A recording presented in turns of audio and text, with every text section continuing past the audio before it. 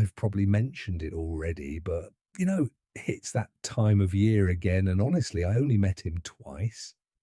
But my buddy John got the lowdown, said he spoke to the guy's boss and everything. Yeah, the kid's name was Tom, Thomas Lohman, I think. Worked for one of those property sharks downtown near the river. Anyway, boss calls him up one night, a bit late too, and spouting some nonsense about this loft. No, this apartment they owned. Something about an electric main, a water main, or some kind of main. Anyway, he wanted Lohman to go check. The place had been cleared out before maintenance showed up in the morning. Wanted a few pics so he could make sure he was being billed right. Yeah, that kind of guy. So, yeah, Lohman takes the job. Just wasn't the kind to say no, even at stupid o'clock. It's one of those horrible, dank October nights too. Kind where you're cold the second you step out the house. He drove this old Toyota Tracer. The thing was beige too. Like I say, I only met him a couple of times, but I remember his car. Sounded like a blender full of screws. Yeah, so he's driving this thing down to the water, down to the river. That's kinda where this place was. Kid's muttering to himself the whole way about the neighborhood, about his boss, the lot. He sees the building, parks up across the street. Sure, it's late, but he's not going to get a ticket. It's in the arse end of town, and honestly, the police probably don't even step foot there. Right, so he kills the engine. Thing shudders and dies like it's been waiting for an excuse. It's a real rolling dumpster. And the building, well, that ain't much better. It's one of those half-gutted loft blocks, broken windows, ton of graffiti. Really spoke of the neck of the place. So he digs into the trash on the passenger seat, fumbles for the keys to the building, and yeah, he steps out into the night. Streets are bare. Even the hood rats are home by now. He crosses the cobbles and climbs the stoop. Remembers what his boss told him. Lift the door as you turn the key. Damp hits him first. The smell. It's cold, quiet, like the building's been holding its breath for decades. And there's something humming somewhere too. Low, steady. But he can't make out where it's coming from. He palms the inside wall, scrabbling for the switches. Gets there eventually. Sure enough, the place lights up. A couple of bulbs blink in and out, but for the most part, he's good. He checks his hand. He'd made a note of which apartment it was. 5B, maybe? Or is that a D? Smudge, coffee, whatever. Doesn't matter. He'll figure it out. So yeah, he locks the door behind him. This ain't the kind of neighborhood where you don't. Turns and walks the hall. On top of the hum, there's this dripping sound. I mean, the place is old, roof's probably shot. The hall's a little strange too. For a second or two, it seems longer than the building.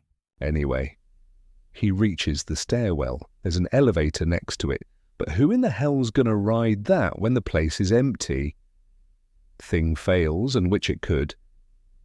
And you could wind up stuck for days. Point is, he climbs. First floor, second floor, there's a sign on each. Yeah, so he gets to the third. No sign, no matter. There's a lot wrong with the place. Chances are it fell down, got torn down, whatever.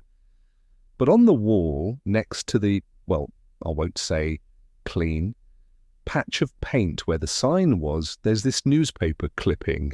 Headline reads something like, "Human remains found in downtown dumpster." Yeah, it kind of shook him. It's no surprise though, right? Who'd want words like that when they're all alone? So, yeah, Lohman turns and carries on. He climbs another 2 flights. Sign reads, "Floor 4. Now, I ain't no mathematician, but 3 plus 2, that's not 4. Okay, he thinks. Kids must have messed with the signs. That, or the super was, stupid. Regardless, he hits the lights and takes the corridor off, but the doors, They read 4A, 4B, 4C, and so on. Okay, so maybe he didn't climb 2 floors. Mine probably drifted. Hell, could be a safety mechanism in this place. He walks back out to the stairwell and climbs again. His legs are beginning to ache a little now, too. Sure, I could say he was lazy, but I'd be cooked climbing 4 flights, too. Anyway, he reaches the next floor, but there's no sign. It's just that newspaper clipping again. Yep, same cutting. Human remains found in downtown dumpster. Yeesh. Gives him goosebumps. Gives me goosebumps. He shakes his head. Guess he just doesn't get it. And makes his way out onto the corridor. He flicks the lights on, but they're kind of flickering on this floor. There's even a draft whistling through the hallway. Takes a second, waiting for the lights, but the numbers on the doors, they read 3A, 3B, 3C. He just kind of laughs, wonders what he's doing wrong.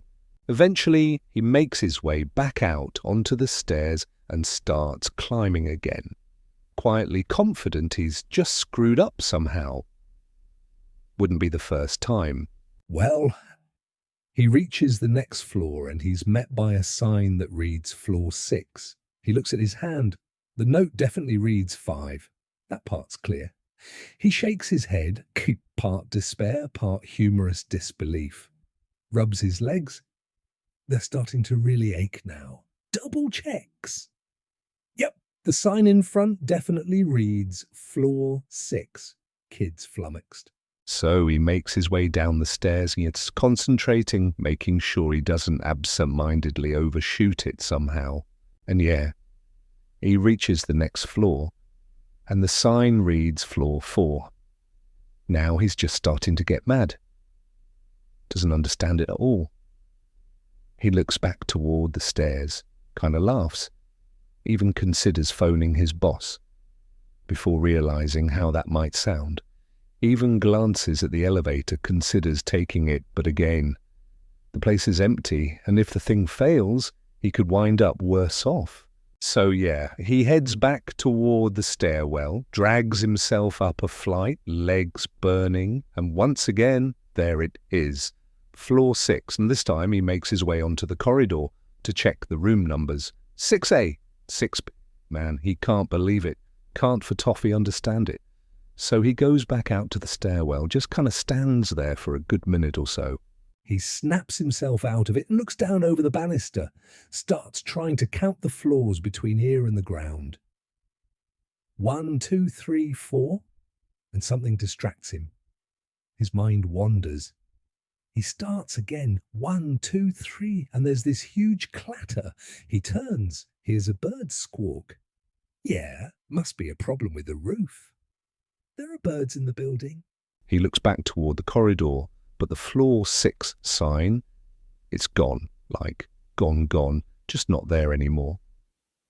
He squints, rubs his eyes, steps closer, but notices something else, just to the right of where the sign should be.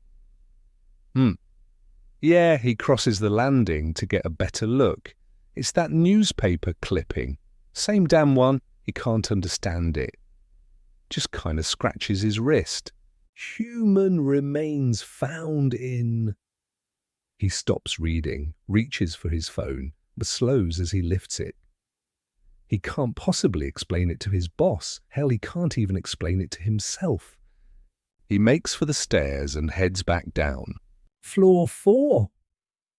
No joke. At this point, he's not even shocked. He steps out into the corridor and glances down the hall. Sure, this is the 4th floor, but the apartment doors read 3A, 3B, 3C.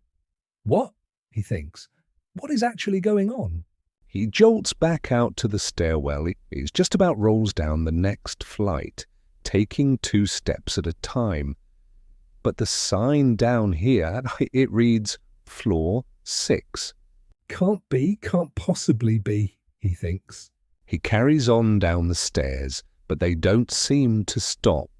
Makes it down 6 or 7 more flights easy, but they just don't seem to near the ground. Now at this point, he's breathless, confused, desperate. He leans down, clutching his legs, breathes slow, slowly looks up, sees that same newspaper clipping again. At this point, man, he sighs, gives in, reads it. Human remains found in downtown dumpster.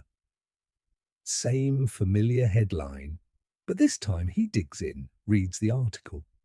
Tells of a man in his 20s who was found torn limb from limb, arms, legs, head, wrapped and bagged, found inside a skip, registered to, wait, this exact address. Article goes on to say police have no witnesses and are yet to identify a suspect. Man, I don't know. Not the kind of thing you want to read past bedtime when you're all alone. Anyway, he read on. He reaches the end of the piece, and at this point the victim's name is revealed. Well, he just freezes, stands completely still. There it is in print. Articles dated 1 year ago to the day. And the victim's name? Thomas Lohman. Yeah, Thomas Lohman. So, that it? What happened next, you ask? Well, the guy's stumped. He drops the paper. Doesn't mean to, but his hands are slick, clammy. Thing just slides out like it wants to hit the floor. He stares at it a while, doesn't blink, then he kind of laughs. Tries to anyway. Just a little bark that goes nowhere. He's telling himself, nah, no. Must be a joke. Some kind of typo, someone else, right? But that laugh, man, it's got no oxygen to it. Yeah, he looks around.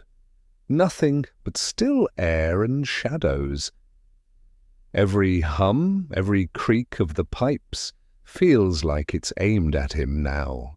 He crouches down, picks the clipping back up, and yeah, it still says his name, still that date, still that address. And that's when it starts. This creeping thing in the back of his skull, whispering that maybe he's dead already. That maybe this, the stairs, the hall, the smell of damp paint and broken glass, is just the afterbit. He stumbles back toward the steps, muttering again. That same loop about the neighborhood, the job, his boss, everything that's been, pressing him down. His legs are jelly now, chest tight. He hits the first step down and it's like the whole building exhales. Something rattles deep below or above. Hard to tell. Okay, he says, psyching himself up. One floor at a time, one floor at a time. Hand on the rail, legs moving, he gets going. First flight's fine, but the lights, man, the stairwell lights start to flicker. There's this hum too. He turns, foot slips, catches on the edge of a step, slick with rain or rot. And he goes down hard. Cracks his ankle bad, hollow sound, the kind that makes you see stars. He yells, one sharp sound, swallowed by the place. He tries standing, but his ankle won't hold. He drags himself along the wall, breathing fast, that hum now screaming through the pipes. Can't get that clipping out of his mind and can't stop thinking about it. Starts asking himself all these questions, lying back, just staring into the void. He laughs again. Doesn't sound like laughter this time. Not a bit. Quits halfway through. Eventually, he just sits there, leg bent wrong, staring at the concrete, whispering his own name like, I don't know, like he's checking if it still fits. And then it all just fades. The lights, the hum, everything. Quiet like someone pulled the plug. Morning comes slow, grey through broken panes. Cops out front, a couple of EMTs pushing through the doorway. John said they found him on the 3rd floor, half-conscious, ankle-ballooned, face cut up like he'd gone 3 rounds with the stairs. Didn't make much sense when they asked what happened. Kept talking about floors moving and dead men walking the halls. Boss showed up later, all concerned like. Told the cops he'd just asked the kid to take a few pictures. Had no idea how the whole thing got so mixed up. Didn't mention the prank. The signs they'd swapped, the clipping printed off the internet meant as just a little scare. Yeah, it was a prank. Guess that bit didn't come up. Lohman's out of hospital now, sort of keeping to himself. Doesn't talk much about that night. Still limps, though. John says he quit the job not long after. Went upstate, warehouse shifts now. Quiet work, no late calls. Anyway, that building, the one by the river, say you can hear footsteps on the stairs if you pass after dark. Could be kids, could be the wind. Could be the echo of some poor bastard trying to climb his way out of a life that never once let him touch the ceiling.